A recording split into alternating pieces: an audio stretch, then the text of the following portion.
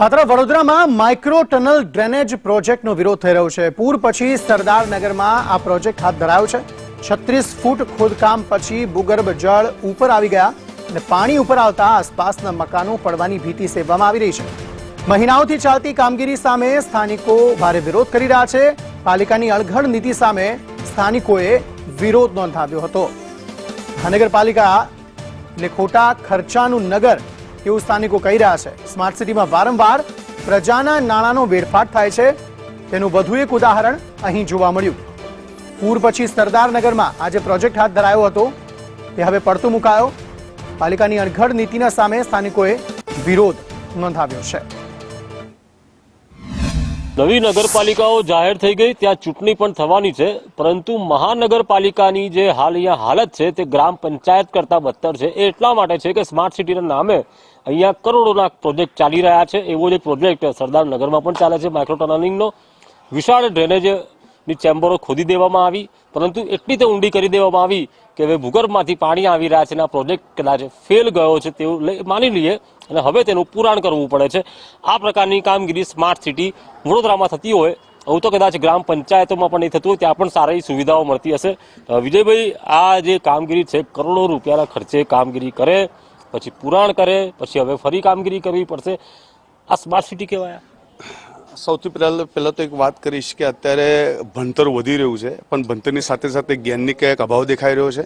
તમે જો કે આ સરદારનગર વિસ્તાર છે અને સરદારનગરની અંદર માઇક્રો ટનલની કામગીરી કોર્પોરેશન હાથમાં ધરવામાં આવી। મુદ્દાની વાત એ છે કે છેલ્લા 4 થી 5 મહિનાથી આ કામગીરી ચાલી રહી છે। આગળ બી આ લોકોએ ખાડા ખોદ્યા હતા, આગળનું કામગીરી પ્રોપર થઈ। અહીંયા જ્યારે ખોદ્યું ત્યારે પાણી નીકળ્યું। અત્યારે જે અધિકારી આવ્યા એમની સાથે અમે ચર્ચાઓ કરી તો એવું કહે છે કે ભૂગર્ભમાંથી પાણી આવી ગયું અહીં આગળ। મારો એક જ પ્રશ્ન છે કે 3 મહિનામાં એવું તો શું થઈ ગયું કે ત્યાં પાણી નહીં આવ્યું ને અહીંયા પાણી આવી ગયું? એટલે ક્યાંક તો એવું લાગે છે કે આ લોકો જે પ્રોપરલી જે કામગીરી કરી છે, જે ભૂગર્ભની તપાસ કરી, જે તપાસ આ લોકો પ્રોપરલી કરી નહીં। અને બીજું, અત્યારે જો જાણવા મળ્યું કે અત્યારે બધું માટી નાખીને પુરાણ કરી રહ્યા છે, એટલે ક્યાંકનો ક્યાંક જ્ઞાનનો અભાવ છે। અને સર્વે કર્યો નથી કે કેટલા ફૂટે પાણી આવે। આ લખેલું છે સામે 36 ફૂટે પાણી આવે છે, આ લખેલું 36 ફૂટે પાણી આવી ગયું। પછી તમે અહીંયાથી હવે પમ્પિંગ કરીને તમે પાછળ જાઓ, તમને એ દેખાડીએ અમે શું કર્યું છે એ લોકોએ। હવે રસ્તા તમારા લોકોના તો બંધ જ છે અને હવે આ પ્રકારની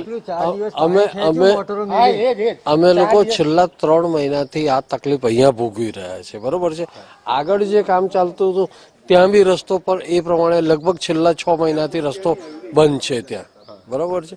આ કામ ચાલે છે, એના થકી અહીંયાથી એન્ટ્રી હજુ આગળ બી એ લોકો કામ એવું લાગે છે કે તમે સ્માર્ટ સિટીમાં રહો છો એવું? ના, એવું નથી લાગતું।